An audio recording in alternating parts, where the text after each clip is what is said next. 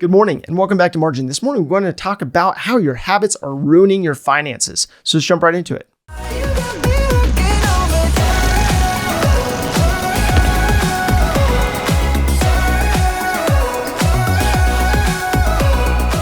So let me start off by asking you a couple questions. Think about whether the habits you currently have actually align with the life that you currently want to live. Now, probably slightly more difficult to answer is whether the habits you currently have will take you to the life that you want to live.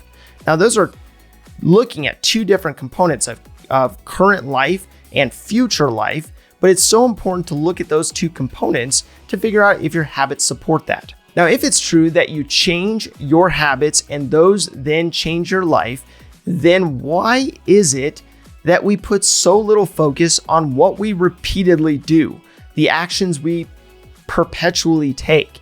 I think it's mainly due to how difficult it is to see your habits for what they really are.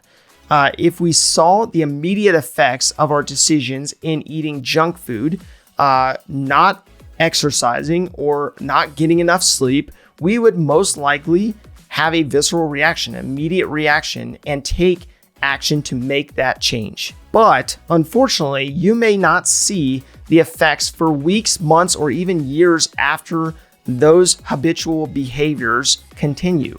So this then causes us to be reactive in making changes at that point, instead of proactive in being intentional about making those changes as we see them needing to change. So let's take a look at your finances in particular. If you agree with the notion that the habits you've had in your life have led you to where you currently are in regards to your finances, then what needs to change?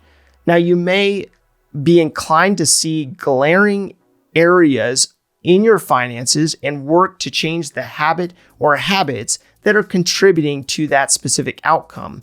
And you may be inclined to do that first. However, I would recommend that you write down each of the areas that you are feeling as though your finances are off the rails in. Now, this may be your debt load. It may be overspending or the perpetual overspending that you're dealing with. It may be your communication with your spouse about your purchases, or it may be lifestyle creep of some kind. Now, oftentimes the results we are getting come from an underlying understanding that we have around money, and that we have then allowed to form our habits accordingly. Now, establishing where you stand or what your values are in regards to use of debt, in regards to your savings or spending, will in turn determine what those habits then need to reflect. Now, debt, for example, is used by those who have a certain methodology around its use. That's kind of obvious. So this methodology may have been from influences, may have been from prior experiences, or out of necessity. But the mindset you have around debt forms habits in how you introduce debt into your financial picture. So let's say that you have over leveraged yourself in the past, but that you have decided that going forward, you're only going to use debt for the purpose of a mortgage. So you may have the consequences related to your prior decisions and actions to deal with even after making that decision. So what I mean by that is if you have a mound of debt, you will then need your habits to reflect the mindset shift you are experiencing, meaning that you will not only need to focus your efforts to pay off that existing debt, but you also will need to ensure that you don't take on any other forms of debt in the meantime or going forward. So this means that you will then sell off that car that has the large car payment that is stressing you out, that you will cut your spending in order to pay down those student loans, or quit using credit cards to fund your lifestyle. The habits of needing a new car every year, funding education or lifestyle through the accumulation of debt are all choices that you established at some point. And whether that was transferred to you from someone else or influenced on you by someone else, or it's something you picked up along the way, you now have that methodology that you have to change your mindset in order to live life in a different manner going forward. The great thing is that you made those prior decisions, and now you can also make new decisions and change those decisions going forward.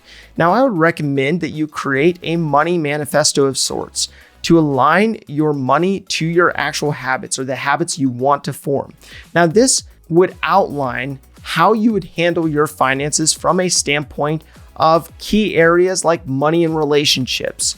They would allow you to establish your own relationship with money and how you and your spouse and family otherwise will relate to money accordingly. Now, these key areas are first and foremost money and relationships. Now, this means that you're establishing your own relationship with money and how you, your spouse, and family otherwise will relate to money going forward. The second aspect is giving. How much you will give, to what purposes, how often, and really getting a grasp of how important that is to your plan. Now, the third aspect is debt. What debt you are comfortable with, if any, and what the purposes of that debt will be.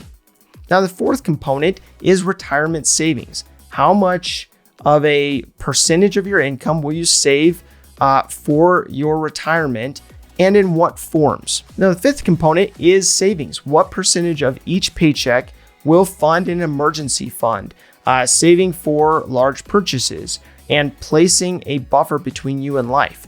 Now, the sixth component is income and income sources, where your income is and will be derived from, how many streams of income that you want to have, and by when. Now, these 6 components are not a comprehensive list, but should give you a starting point to set out your money manifesto as to ensure that your habits actually align with what you want your finances to look like and ultimately reflect. Now, my call to action today is to think about your finances and the habits that you have formed along the way. Then build out your money manifesto to reflect what you want to see going forward. If this information is helpful to you, please do like, subscribe, and hit the notification bell so you're reminded to come back on a daily basis and improve in managing your personal finances. Thank you for your time. Enjoy your day, and we'll see you back here tomorrow.